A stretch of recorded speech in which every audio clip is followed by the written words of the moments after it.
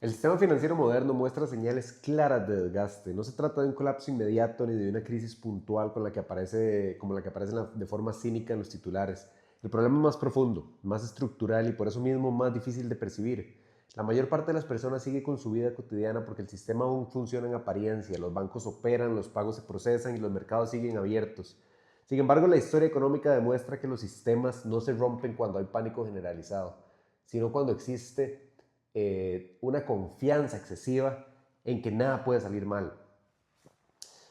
Para entender lo que está ocurriendo, primero hay que abandonar la idea de que el sistema financiero es una estructura sólida e inmutable. En realidad es un mecanismo dinámico que depende de equilibrios delicados.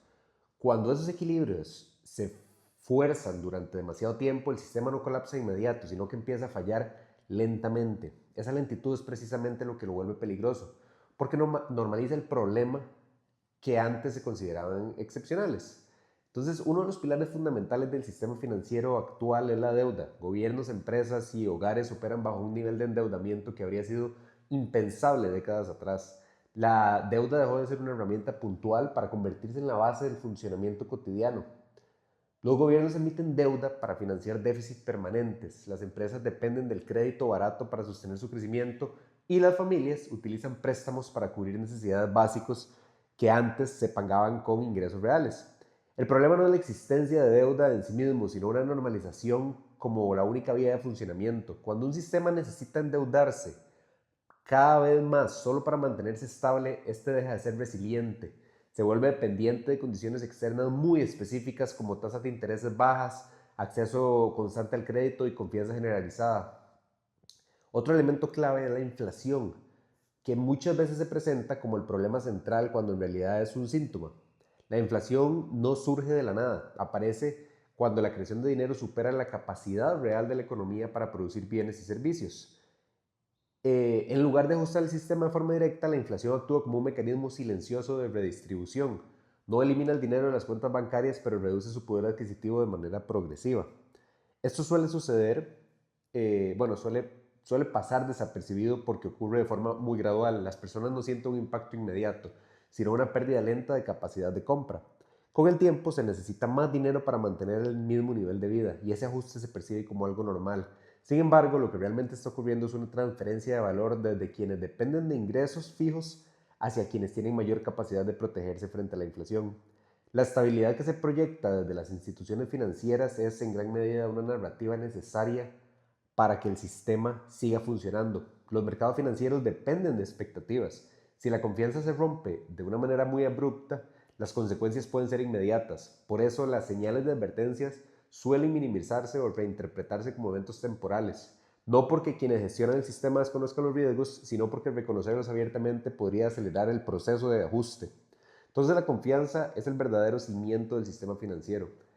El dinero moderno no tiene un respaldo físico, su valor depende de la creencia colectiva de que seguirá siendo aceptado mañana. Esa confianza se extiende a los bancos, a los gobiernos y a las instituciones garantizan el funcionamiento del sistema. Entonces, cuando esa confianza empieza a erosionarse, incluso de forma gradual, las estructuras financieras se vuelven muy frágiles.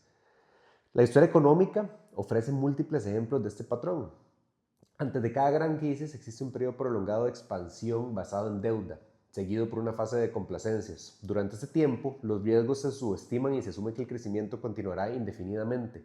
Cuando finalmente llega el ajuste suele sorprender a la mayoría, no porque las señales no existieran, sino porque fueron ignoradas.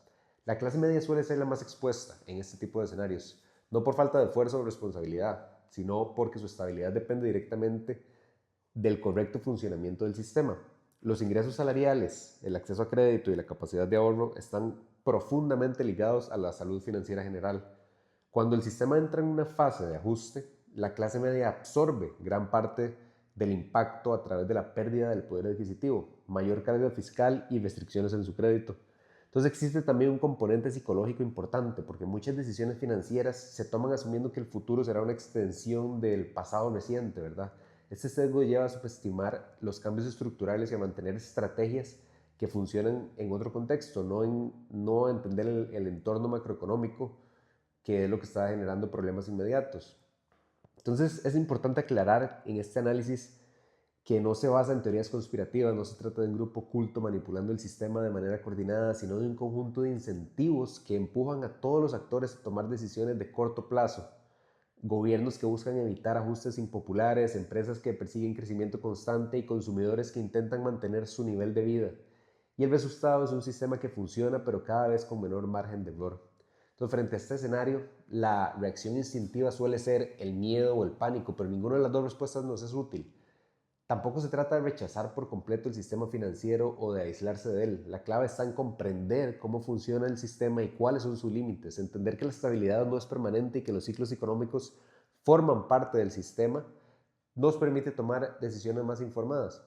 La educación financiera cobra un papel central en este contexto, no como una promesa de enriquecimiento rápido, sino como una herramienta para interpretar la realidad económica, comprender los conceptos como inflación, deuda, ciclos económicos y riesgo sistemático ayuda a reducir las dependencias narrativas que son simplificadas y a evaluar mejor las decisiones personales.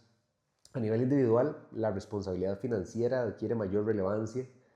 Depender de una sola fuente de ingresos, no contar con margen de maniobra o asumir deudas sin comprender su impacto real aumenta muchísimo la exposición a los ajustes del sistema.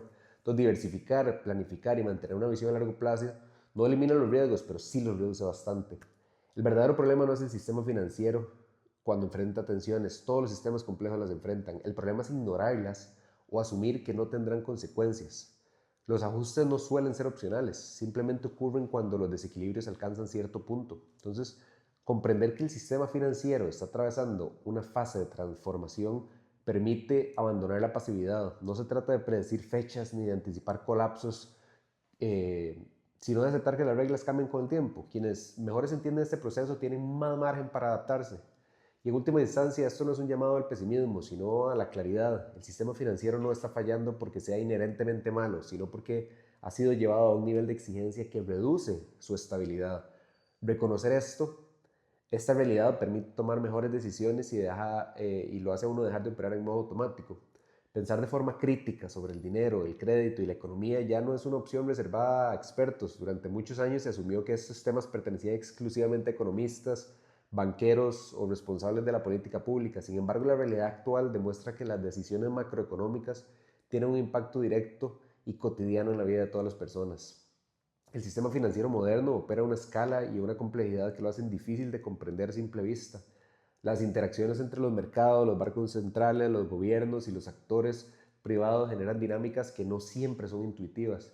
Aún así, existen principios básicos que permiten interpretar lo que ocurre sin necesidad de dominar modelos avanzados.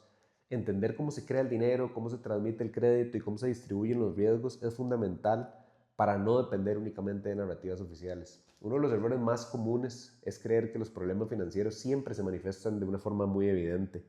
En realidad, los desequilibrios suelen acumularse durante largos periodos antes de hacerse visibles.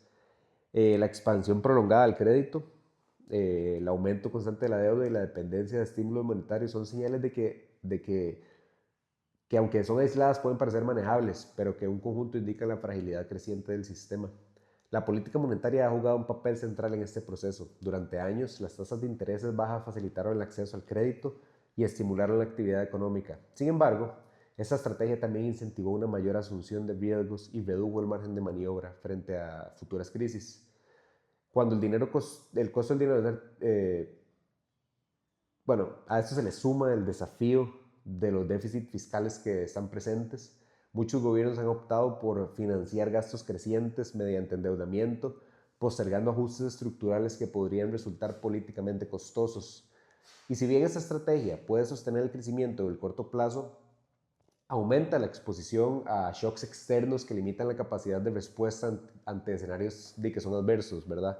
En este contexto, el rol del individuo cambia mucho. Ya no basta con cumplir las reglas tradicionales de ahorro y de trabajo constante.